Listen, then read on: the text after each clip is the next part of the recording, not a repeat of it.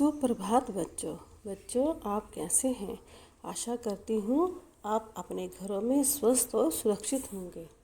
बच्चों, आज हम अपनी हिंदी पाठ्य पुस्तक उन्मेष का पाठ 3 का अभ्यास कार्य करेंगे। आपको मैंने अपनी पिछली वीडियो में बताया था कि इसमें एक पीलू और उसकी मम्मा की कहानी है।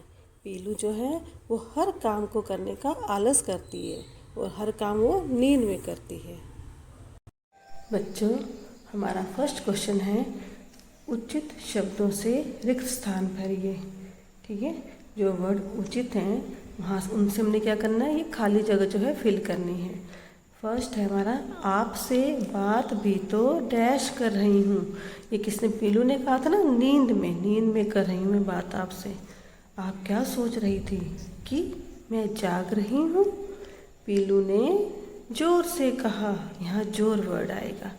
अब आगे हैं ख, अब तुम नींद में ही मटर की डैश खा लेना, कचौरी। तो उसकी मम्मा ने कचौरी बनाई थी मटर की। अब ग, हाँ, खीर भी और आइसक्रीम भी। अब हमारा क्वेश्चन नंबर 2 है, किसने किससे कहा, यानी कि ये बात किसने कही और किससे कही। क, नींद आ रही है, मैं सोने जा रही हूँ। ये बात किसने कही थी? पीलू ने कही थी। किससे कही थी? मम्मी से कही थी। पीलू ने मम्मी से कहा।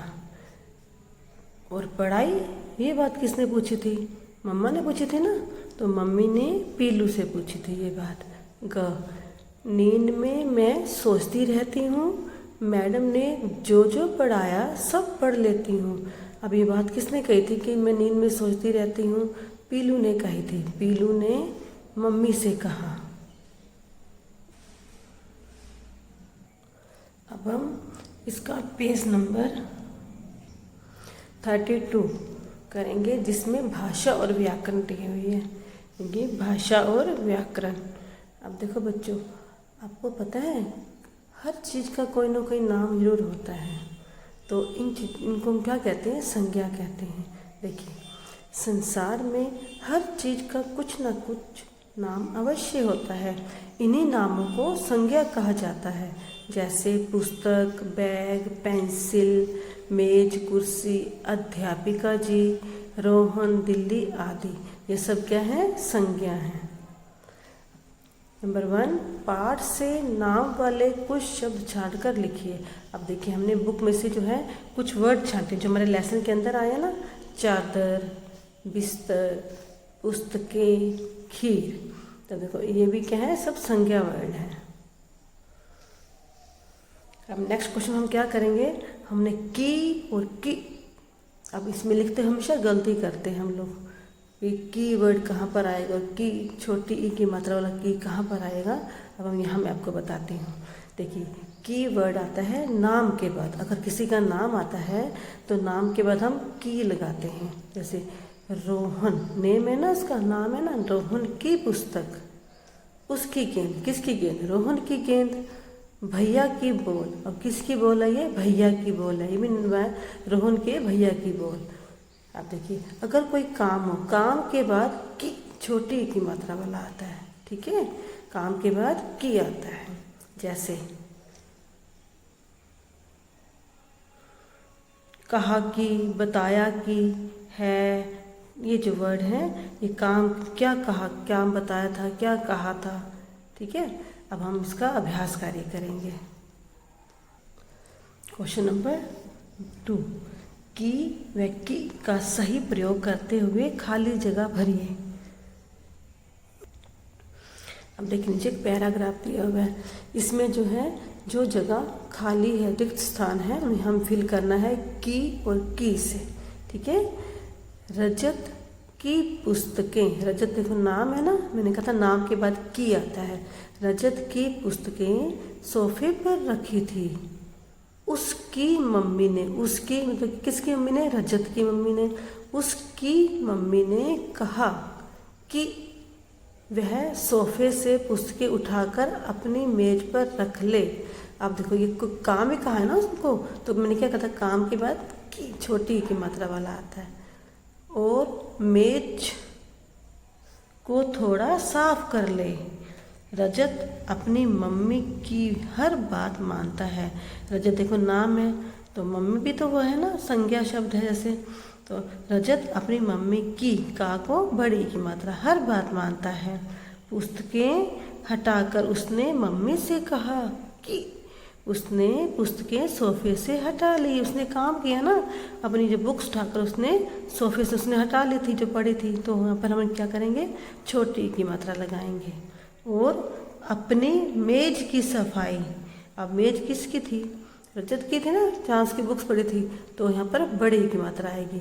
मेज की सफाई करके उन्हें वहाँ रख दिया है। मम्मी रजत की बात सुनकर बहुत खुश हुई। अब देखो ये नाम है, तो यहाँ बड़ी की मात्रा आएगी। और उन्होंने प्यारे बेटे की पीठ थपथपाकर शाबाशी दी। अब बेटा कौन है, रजत है, तो यहाँ भी नेम है, तो बड़ी की मात्रा आएगी। अब हमारा थर्ड क्वेश्चन है कि नाम वाले शब्दों की जगह उनके बदले प्रयोग किए जाने वाले शब्दों का सही प्रयोग करके खाली जगह भरिए। अब देखो, अगर हम किसी का नाम लिखते हैं, हम बार बार उसका नाम तो नहीं लेंगे ना, तो उसकी जगह पर हम कुछ शब्द प्रयोग करते हैं। ठीक है, तो हम देखो यहाँ करेंगे काम। पीलू ने कहा, किसने कहा, पीलू ने कहा, मम्मी मैं सोने जा रही हूँ। अब हम यहाँ पर ये तो लिखूँगे ना कि मम्मी पीलू सोने जा रही है, तो पीलू की जगह ना मैं लिखा है, मैं सोने जा रही हूँ। अब आप मुझे 2 घंटे से पहले बिल्कुल नहीं जगाना। आप कौन, उसकी मम्मी। वह कि मम्मी पीलू 2 घंटे से पहले, नहीं ऐसे नहीं करते। आप मुझे, मैंने कि उसकी जगह हमने आप लिखा और पीलू की जगह मुझे लिखा। आप मुझे 2 घंटे से पहले बिल्कुल नहीं जगाना। तो यहाँ पर हम, हमारा सेंटेंस देखो पूरा हो रहा है, तो यहाँ हम क्या लगाएंगे, इन्वर्टेड कॉमा, यानी कि उद्धरण चिन्ह बोलते हैं हम लोग। यहाँ हमारा जो वाक्य शब्द है, वाक्य है, यहाँ से हमारे स्टार्ट हुई लाइंस, तो यहाँ हमारा कंप्लीट हुआ, तो यहाँ हम इन्वर्टेड कॉमा बंद करेंगे, यानी कि इसको हम हिंदी में बोलते हैं उद्धरण चिन्ह। इस पर मम्मी ने जवाब दिया, यहाँ देखो कोमा लगा हुआ है, इसको हम बोलते हैं अल्प विराम। ठीक है, मम्मी ने जवाब दिया, शाम के समय तुम्हें खेलने जाना है। तुम्हें कौन, मतलब कि पीलू, तो हमने यहाँ पीलू लिखा, तो पीलू जगह हमने तुम्हें कर दिया, तुम्हें खेलने जाना है। तुम सो गई तो खेलने कब जाओगी। तुम में ये भी पीलू, सो गई तो खेलने कब जाएगी। अब देखिए, हमने जो ये शब्द हैं, इनकी जगह हमने इनके बदले हुए शब्द लिखे हैं। नेक्स्ट हमारा है क्वेश्चन नंबर 4। इन शब्दों का अपने वाक्य में प्रयोग कीजिए। लेकिन जो शब्द दिए हुए 3, तो इनके हमने वाक्य बनाने हैं। पुस्तकें, पुस्तकें हमारी सबसे अच्छी दोस्त हैं, है ना आपकी दोस्त। बिस्तर, हमेशा साफ बिस्तर पर ही सोना चाहिए। नंबर आगे 3rd है, ग सोते सोते। अब ये वर्ड जो है हमारा इन वाक्यों में आना चाहिए। बच्चों को सोते सोते ही भूख लग जाती है।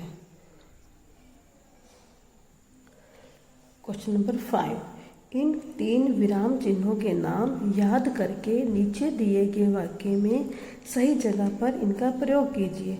अब देखिए, ये पूर्ण विराम ऐसे लगाते हैं ना हम लोग, पूर्ण विराम। अल्प विराम यानी कि कोमा लगाते हैं। उद्धरण चिन्ह, देखिए इसको इंग्लिश में बोलते हैं इन्वर्टेड कोमा बोलते हैं। जब कोई बात हमने शुरू करते हैं और जब बात खत्म करते हैं तो हम ये लगाते हैं, इसे हम बोलते हैं उद्धरण चिन्ह। देखिए नीचे एक वाक्य दिया हुआ है, मम्मी ने जोर से आवाज़ लगाई। अब यहाँ पर हम क्या लगाएंगे, अल्प विराम। ठीक है, अब उठ भी जाओ।